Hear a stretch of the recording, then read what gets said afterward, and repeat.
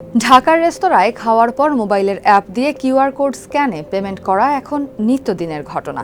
তবে এতদিন যে পেমেন্ট অবকাঠামোতে মার্চেন্টদের নির্দিষ্ট ফি গুনতে হতো, সেখানে এসেছে বড় নীতিগত পরিবর্তন।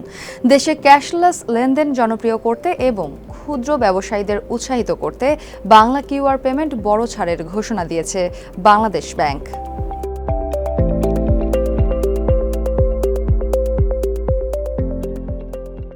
বাংলাদেশ ব্যাংকের নতুন নির্দেশনা অনুযায়ী বাংলা কিউআর ভিত্তিক সব লেনদেনে ইন্টারচেঞ্জ রিইম্বার্সমেন্ট ফি অর্থাৎ আন্তঃব্যাংক চার্জ সম্পূর্ণ শূন্য করা হয়েছে।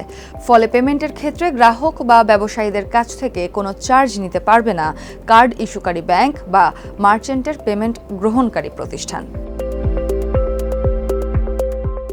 আগে কিউআর পেমেন্টের সর্বনিম্ন 1% মার্চেন্ট ডিসকাউন্ট রেট বা এমডিআর ছিল। 5+ স্টার রেটিং প্রাপ্ত দেশের সর্বোচ্চ বিদ্যুৎ সাশ্রয়ী ওয়ালটন এসি স্মার্ট কমফোর্ট এখন নেক্সট লেভেলে। এতে অতিরিক্ত খরচের ভয়ে অনেক ছোট ব্যবসায়ী পেমেন্ট নিতে দ্বিধা করতেন। সেই বাধা দূর করতে আগের সিদ্ধান্ত থেকে সরে এসেছে কেন্দ্রীয় ব্যাংক।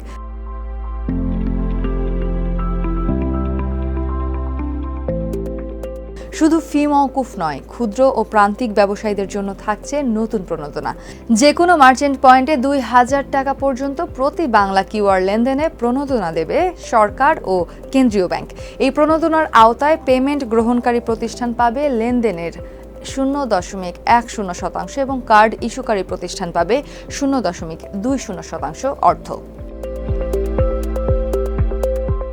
অর্থাৎ একজন গ্রাহক 1000 টাকার কোনো কেনাকাটা বাংলা কিউআরে পরিশোধ করলে কোনো পক্ষকেই বাড়তি সার্ভিস চার্জ দিতে হবে না, বরং নির্ধারিত হারের প্রণোদনা জমা হবে সেবাদাতা প্রতিষ্ঠানের খাতায়। তবে এই সুবিধার অপব্যবহার রুখতে কঠোর নিয়ম অনুসরণ করা হবে। প্রণোদনা পাওয়ার উদ্দেশ্যে একটি লেনদেনকে ভেঙে ছোট ছোট একাধিক লেনদেন দেখালে কিংবা ক্যাশ অ্যাকাউন্টের অসঙ্গতি ধরা পড়লে বাতিল হবে এই সুবিধা। প্রয়োজনে পুরো হিসাব নিরীক্ষার মাধ্যমে প্রয়োজনীয় ব্যবস্থা নেবে বাংলাদেশ ব্যাংক। একটি উন্মুক্ত ও সাশ্রয়ী ডিজিটাল অর্থ ব্যবস্থা গড়ে তোলাই এই রূপান্তরের মূল উদ্দেশ্য। যখন এমএফএস পেমেন্ট সার্ভিস প্রোভাইডার এবং বাণিজ্যিক ব্যাংকগুলো একই ক্যাশলেস নেটওয়ার্কে যুক্ত হয়, তখন প্রতিযোগিতা বাড়ে এবং সেবার মান উন্নত হয়।